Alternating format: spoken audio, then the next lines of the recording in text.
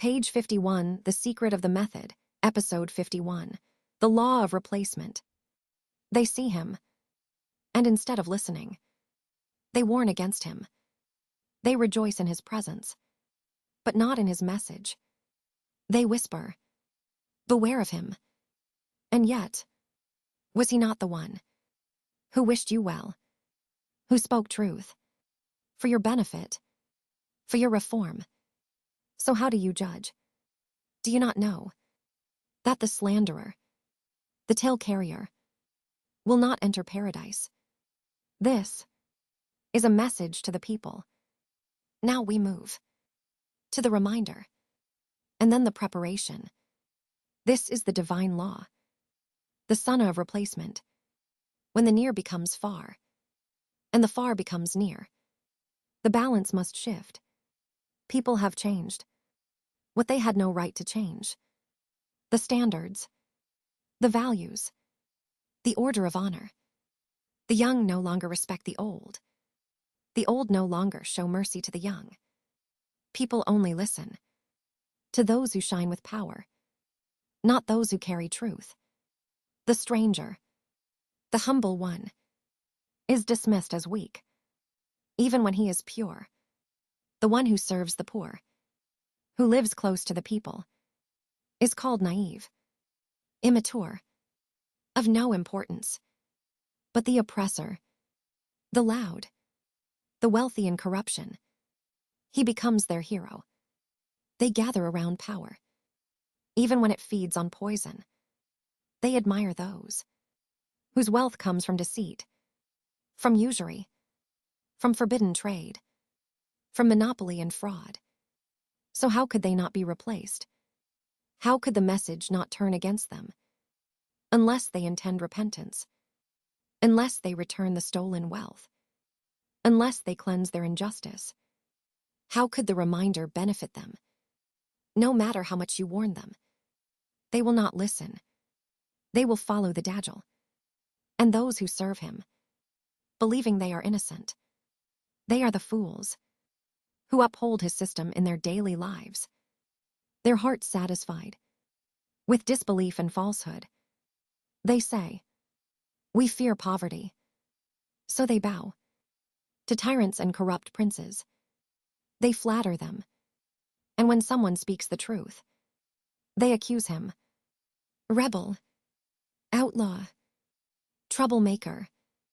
They terrify the truthful and honor the deceitful. So leave them, blind in their arrogance. Say, "We do not care about you. You will be replaced." Only the people of understanding take heed. They are the ones who remember before the hour, who prepared before the relief. For them, the reminder brings joy, a glad tiding of what was promised. They are the ones who saw the dawn before it rose.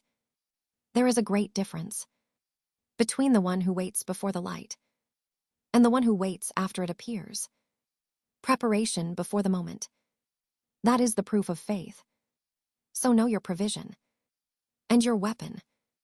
Your provision is supplication. Your weapon is remembrance. And your shield is knowing God in ease, before hardship. But beware, for there are enemies that weaken your weapon.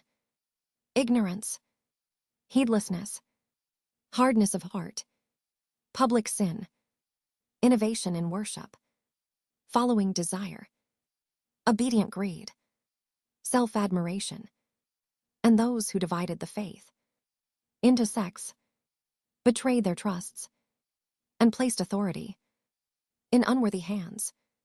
The Prophet Muhammad, letter FDFA, said, "When the trust is lost, then await the hour."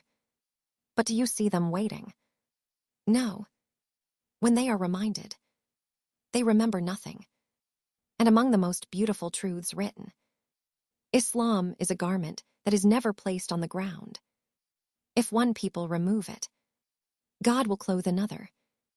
If these disbelieve in it, we have entrusted it to a people who are not disbelievers in it. Surah Al-An'am 689. This is the replacement. decreed for those who betrayed the trust. The matter is settled. The reminder will not benefit them, but it will awaken the ones who prepared, who purified, who understood, those whose veils were lifted, whose hearts were opened to the light of insight. They are the ones being readied. They are the chosen for the coming task, to rise and face the powers of falsehood, because the false sciences of Iblis have spread everywhere. Injustice and tyranny have multiplied. Chaos and wars have filled the earth. And Iblis, the master deceiver, has blinded people to the power of prayer. He made them forget its conditions, its strength, its energy, and most tragically, he made them forget that their greatest enemy is their own self. When left uncontrolled, now the world repeats one phrase: myself, myself. That is the strategy of Satan, to isolate every heart in its own prison of fear, to turn every soul inward, away from the collective mercy of faith. Because possessing the weapon, the prayer, is not enough. You must train with it. You must know its precision. You must pass its tests. Every small detail matters. Even the weight of a mustard seed can place you ahead or behind. But he made them forget reflection. He made them blind to subtleties. He made them mock the unseen. So do you pray much? Yes. Pray more. But remember, God is greater. Always greater. Without a strategy, there is no continuity, no dynamism, no movement. That's why Iblis hid from them the science of the weapon. That prayer itself requires power, rhythm, energy of will. It requires a leader who leads not for ego, but for truth, not the one who abandons people for fame or gain, not the one who neglects his family and his flock for ambition, but the one who seeks no elevation in the land, no corruption, and yet is driven to leadership, as if by iron in his hand.